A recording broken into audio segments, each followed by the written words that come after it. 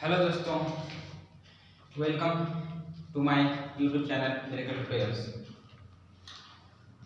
आज हम डिस्कस करेंगे क्लास 10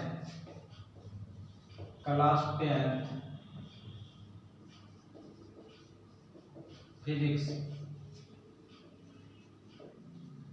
सिलेबस एंड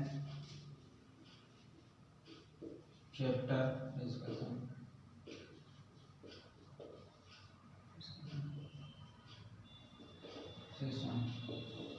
मतलब आज क्लास 10 के फिजिक्स में कौन कौन चैप्टर पढ़ना है, कितने चैप्टर पढ़ना है और उसमें क्या क्या टॉपिक पढ़ना है, उसके बारे में एक एक करके डिस्कस करेंगे।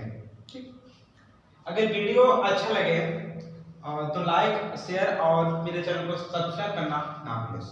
अगर रेगुलर अपडेट बने रहने के लिए मेरे चैनल को सब्सक्राइब करना है। ठीक, तो फिजिक्स 10 में क्या क्या पढ़ना है और चैप्टर पहला चैप्टर क्या है? यूनिट 1 है light reflection and reflection. Light reflection and reflection. ठीक, पहला चैप्टर है लाइट रिफ्लेक्शन एंड रिफ्लेक्शन। ठीक, तो हम सभी जानते हैं कि लाइट क्या है।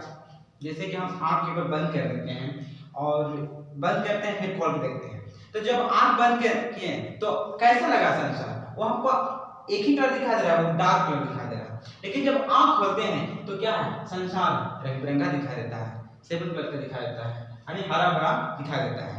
तो लाइट क्या है कि या तो जैसे हम आंख बंद करते हैं तो आसपास का वस्तु देख नहीं पाते हैं, लेकिन जैसे हम आंख खोलते हैं तो आसपास का वस्तु हम देख पाते हैं कि ये बोतल है, तो ये पेज है, बोर्ड है, हम कैसे देख पाते हैं? लाइट के माध्यम से। अगर लाइट ना हो तो दिखाई नहीं देगा। तो लाइट वो माध्यम है, light medium through which we can see object. मतलब लाइट वो माध्यम जिससे हम क्या होता है वो आसपास के वस्तु को देख सकते हैं, और लाइट क्या होता है? वस्तु के इमेज बनाता है। अब आता है रिफ्लेक्शन। रिफ्लेक्शन क्या है? मतलब रिफ्लेक्शन क्या होता है कि कोई भी लाइट जब कोई भी एक ऊंचाई से टकराता है, टकरा कर क्या होता है उसी माध्यम में वापस लौटता है। जैसे कि मान लेते हैं कि लाइट यहाँ पर फॉल किया, कोई ग्लास मिरर है यहाँ पर फॉल किया, लाइट जैसे पड़ता है, ठीक है, उसी माध्यम में आता है, तो क्या हो गया? रिफ्लेक्शन। क्या है? रिफ्लेक्शन है। ये इंसिडेंट है, ये रिफ्लेक्टेड है। ये क्या है? इसके भीतर नॉर्मल रहता है, तो ये क्या है? रिफ्लेक्शन।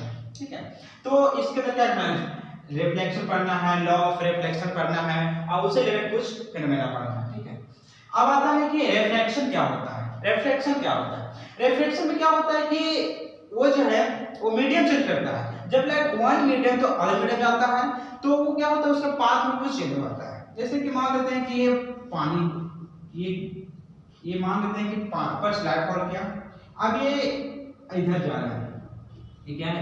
पाथ, ये तो मीडियम से, ये एयर मीडियम है, ये है वाटर मीडियम, ये वाटर मीडियम जाता है। तो एक मीडियम से और दूसरे मीडियम में जाता है। तो जब एक मीडियम दूसरे मीडियम जाता है जिससे क्या होता है? वेवलेंथ चेंज होता है, वेवलेंथ में चेंज हो जाता है लाइट का, लेकिन फ्रीक्वेंसी में चेंज नहीं होता है। ठीक, और फेज में चेंज नहीं होता है। ठीक है, तो इसमें वन मीडियम तो अदर मीडियम जाता है।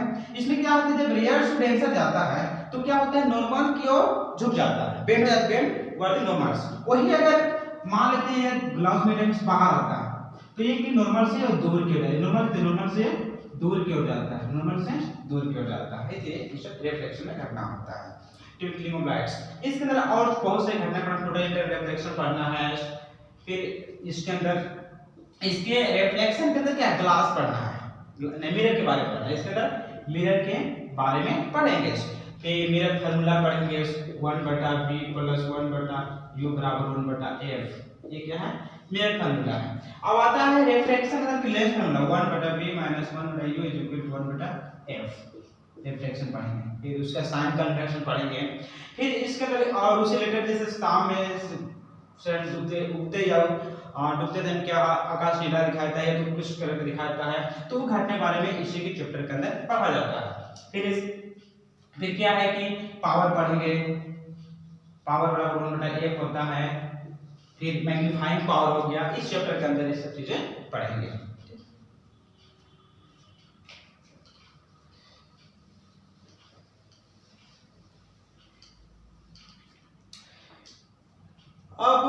दूसरा चैप्टर देखते हैं, यूनिट 2। ये तो यूनिट 1 था, यूनिट 2 यूनिट क्या है? द ह्यूमनाइज्ड एंड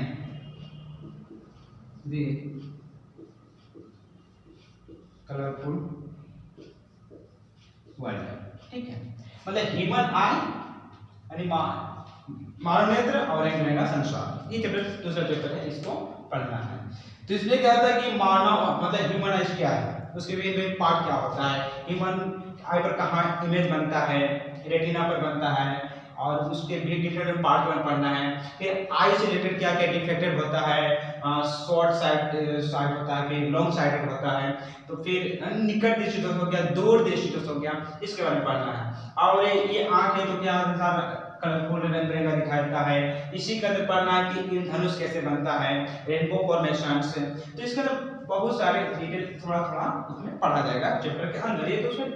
ये तो मेन हेडिंग है, इसके अंदर वो चीज पढ़ना है। माइक्लिया हो गया, पढ़ सकते हैं। वैसे सामने को देख सकता है, दूर को नहीं देख सकता है, तो कौन सा लेंस यूज करते हैं। अगर दूर को देख रहा है, सामने को देख रहा है, इसमें कौन सा लेंस उपयोग करते हैं, तो इसी के अंदर ये पढ़ना है। ठीक, यूनिट 3 में आता है इलेक्ट्रिसिटी।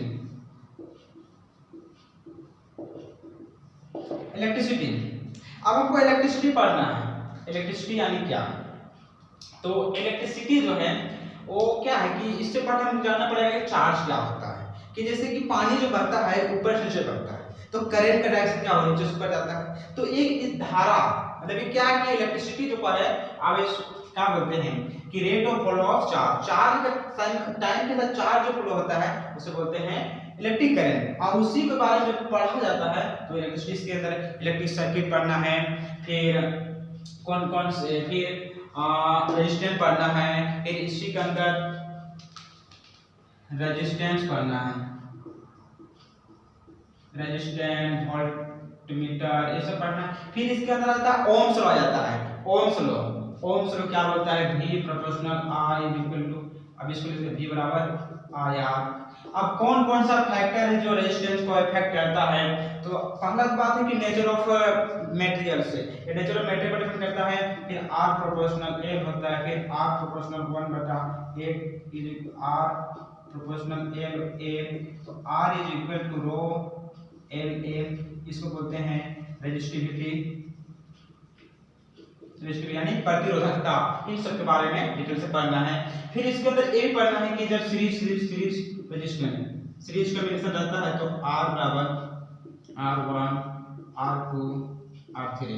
फिर इसको पैरेलल रहता है, पैरेलल कॉम्बिनेशन रहेगा तो 1/R बराबर 1/R1 1/R2 1/R3 इस इन सब के बारे में डिटेल से जानकारी प्राप्त करेंगे।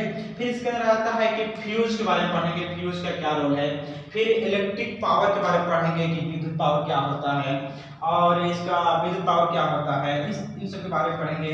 फिर 1 किलोवाट आवर पावर कितना होता है, 1 किलोवाट आवर बराबर 316 × 10 का पावर 3 जूल। इन सभी के बारे में अच्छा से नहीं, केवल 6 होता है, इन सभी के बारे में अच्छा से पढ़ेंगे। कितना जूल होता है, इतना और कितना, तो इन सब बारे में एक एक करके सबके बारे में ये इलेक्ट्रिसिटी चैप्टर में पढ़ेंगे। बहुत इंटरेस्टेड चैप्टर है क्लास 10 का।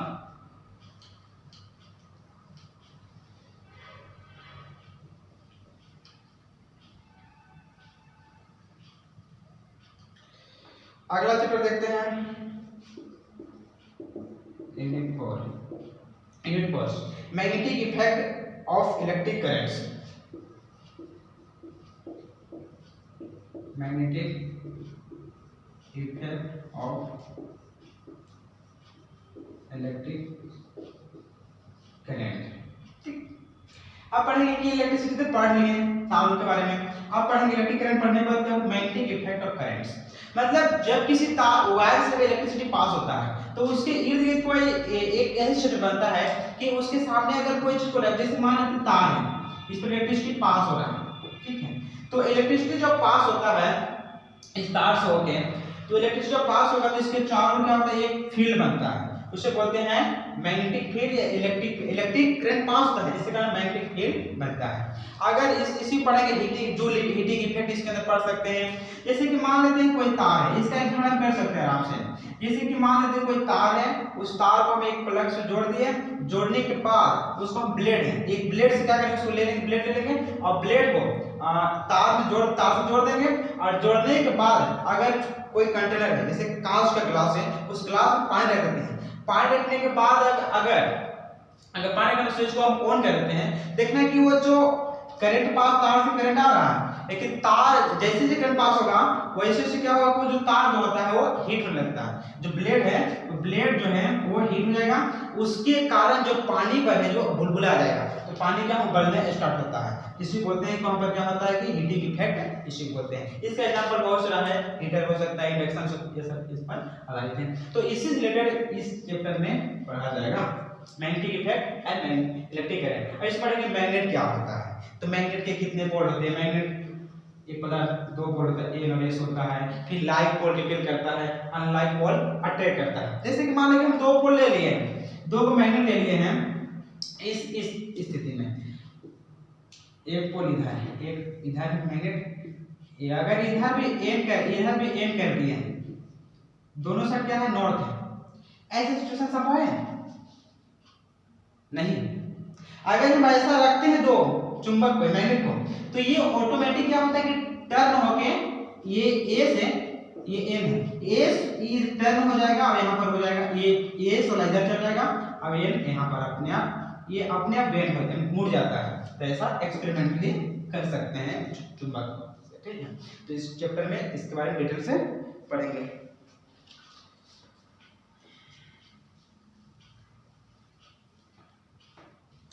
अगला चैप्टर पढ़ना है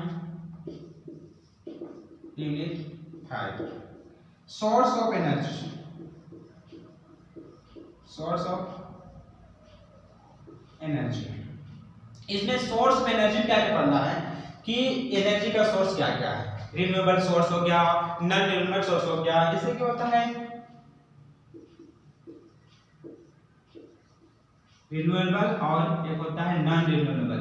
मतलब रिन्यूएबल और नॉन रिन्यूएबल मतलब नवीकरणीय और नवीकरणीय ऊर्जा के स्रोत। फिर आ गया इसमें ट्रेडिशनल एनर्जी सोर्स, जैसे हो गया परंपरागत हो गया, गैर परंपरागत, दोनों का उपयोग करेंगे। पहले क्या उपयोग करते थे, आज क्या उपयोग कर रहे हैं। सोलर एनर्जी हो गया, अभी मॉडल में बहुत सोलर सेल हो गया, सोलर प्लेट हो गया, इन सब के बारे में पढ़ेंगे। इस पर कोयला, डीजल, पेट्रोल कैसे कैसे इस पहले उपयोग किया जाता था, इन सब के बारे में डिटेल से पढ़ेंगे। सोर्स ऑफ एनर्जी जो कि ये थ्योरी पढ़ा जाता है। जरा इसमें क्या है कि जो जैसे कोयला, पेट्रोल, डीजल कैसे बना, फिर उसका उपयोग कैसे होते गया, फिर उससे जैसे जैसे क्या वैसे क्या धीरे धीरे सुधार आता गया और नया नया टेक्निक आ गया और नया नया एनर्जी का सोर्स, ऊर्जा के स्रोत जैसे जैसे विकास लगे मन का, वैसे वैसे क्या होगा कि एनर्जी का सोर्स है वो अलग अलग लगा। आज क्या होता है कि सोलर प्लेट आ गया है, आगे तो देखना क्या हो जाए, करना मुश्किल है, लेकिन धीरे धीरे चेंज होते रहता है। तो इन सब बारे में क्लास 10 का